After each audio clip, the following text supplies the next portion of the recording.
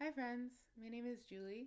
I want to talk about expectation, obligation, authenticity, and making requests. And I want to kind of compare two different paradigms about making requests. So I'm here at my parents' house, and I just had a really interesting conversation with my dad where I got to see a culture clash where he kind of embodies one paradigm and I embody a different one, and I wanted to share that here. So, what happened is that our neighbors, are going away for a few weeks, and I thought, wow, it would be so nice for me to have a house all to myself and still get to be right here with my parents because I know I'm going to be here for a while. And I thought, wow, it'd be nice for me to have my own space while I'm here. And so I mentioned to my dad, I said, I think I'm going to ask our neighbors if I can stay at their house or do some house sitting while they're away. And my dad was like, what? Like, no, you can't do that. He was clearly like felt vulnerable and worried and didn't want me to do that. And I asked him why not. What seems to be the problem with this?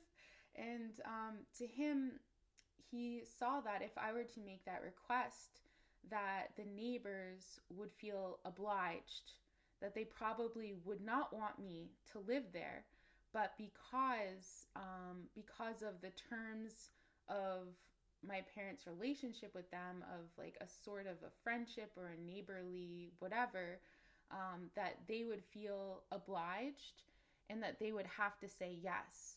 And my dad felt uncomfortable with putting them in a situation where they might feel uncomfortable. It seemed like he felt afraid that if he put them in that position, it would somehow create shakiness in the foundation of his relationship with them. So I found that fascinating, and so we talked about it a little bit, and I said to my dad, well, with Marshall Rosenberg's nonviolent communication, I can make a request and someone else can say no. And my dad was also concerned about how weird it would seem that I'm here visiting my parents, but I don't want to live in the house with them. Like, they might suspect that something weird was going on here. And I thought, well, with nonviolent communication, I can just tell them where I'm coming from and express my needs for solitude space and introversion. Um, and I can clear up any suspicions or doubts or wonderings they might have about like why I wouldn't want to live here. I could just tell them why, you know? There's nothing to hide. So I thought this was such an interesting dialogue to have. And so I want to do a kind of anthropological analysis. My dad is 77. He's very much a New Yorker. And I mean, he raised me, so I've got some of that imprint too. And I'm 31, and I study communication. You know, I study this nonviolent communication, and I feel that where I'm living out in Oregon and in California, there's a different communication style, and I'm looking at it, and I'm like, okay, what's the difference here? I feel like one big difference is values. Um, Maybe in my dad's system, there's something about reliability or dependability, or this idea that if we have a certain relationship with someone, then we can depend on them if we need something to give it to us. Whether or not they want to, we can depend on them. And I've experienced that growing up with him and expectations that he and my mom put on me as their child. And that's created a lot of friction between us as a family, but I think by now that's clearer that I've set boundaries. Um, but I think it's interesting in the cultures that I'm more familiar with where we would make requests more freely, maybe. I think there's more of a value in authenticity and than like expectation or of dependability, maybe. There's maybe more of a value on authenticity than dependability. So in this culture that values dependability, there's a definition or an expectation around friendship or family or neighbors that if we make a request of them, they really ought to fulfill it. And if they don't fulfill it, even if they don't want to, then we can judge them for it, or then something's wrong and they're not following the script, is at least how I see it. I'm not sure how my dad would explain it. But in nonviolent communication, if we want something, we can always go to someone and make a request, and we can explain our needs and give context, and then the other person always has the freedom to say yes or no.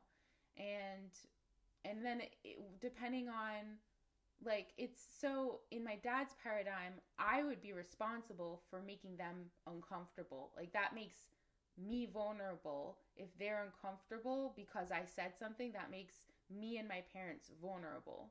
But in nonviolent communication, that vulnerability isn't there so much. It's just that if I want to make a request and then it makes you uncomfortable because you're feeling obliged or guilty, that's your responsibility because that's your reaction to the request that I'm making.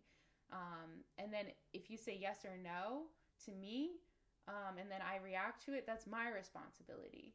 So it's my responsibility to get my needs met also. And then however people react to the request that someone else makes is their own responsibility. So it's interesting. That's another difference. Anything else on this? I guess it was really nice for me to have this conversation with my dad because it brought light to something that like has taken so many different forms in our relationship over the years. And that's kind of what's motivated me to make this video, is in case that like others have had this experience where it's like we want to be authentic, but what do we do when we feel obliged? And I see it as though it's like two different paradigms. And this one paradigm defines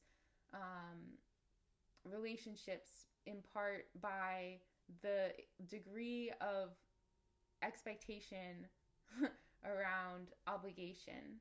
And the other paradigm values authenticity.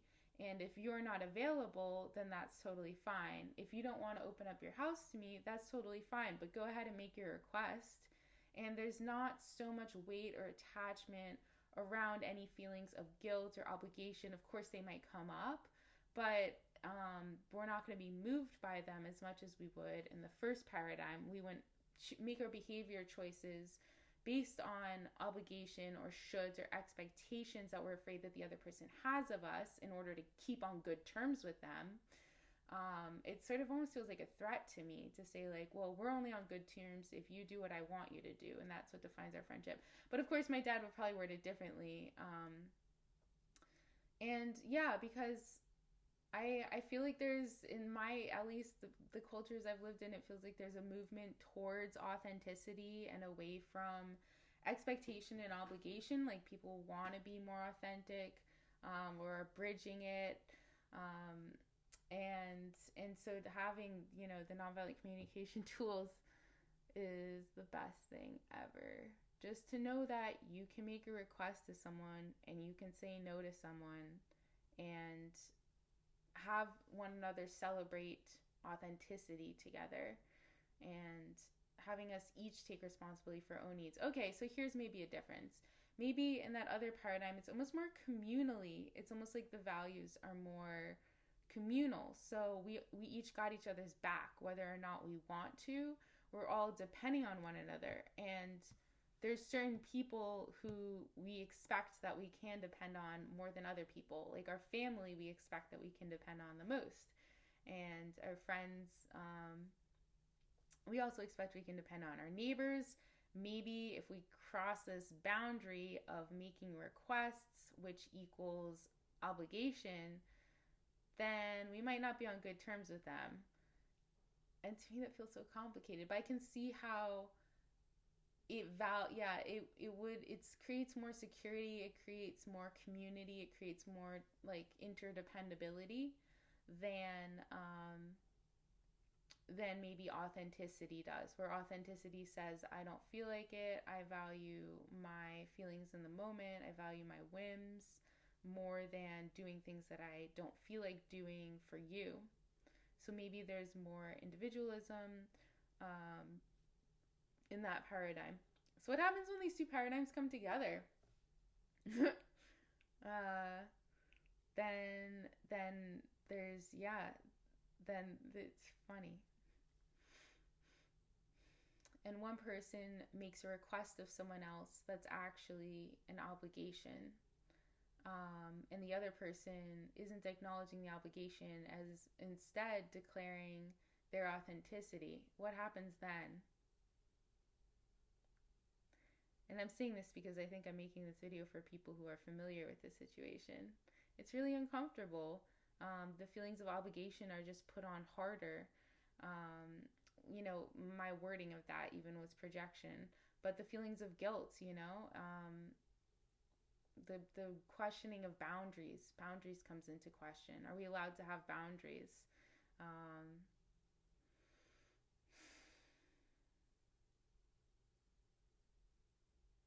yeah, boundary setting comes into question. Can we say no? Can we say no to everyone? Can we say no to everyone in every situation? Are we allowed to say no by someone else? What happens if we say no to someone and they're not allowing us to say no? What happens if we say no to someone and they're obliging us to do what we want? How does that affect our relationship? Does that crack our relationship? Is our relationship with this person being hinged on or made vulnerable by obligation? And yeah, what happens when we don't fulfill those obligations? What happens when we do fulfill those obligations? What happens when we do something and we don't feel like it? Do we get resentful? We feel inauthentic. We feel like we're losing our sense of self because we're not listening to it. We're not acting on it. So these are good questions now for the for the Aries Libra full moon, balancing the sense of self and the sense of other, and the sense of yielding to myself, setting boundaries, and the sense of how much am I giving to the other and giving them what they need or what they want, even if I'm stretching myself. And where within each of us do we have these thresholds of boundaries and flexibility? And we all have different capacities to flex in different ways that feel like flexing, in different ways that feel natural. So food for thought and exploration.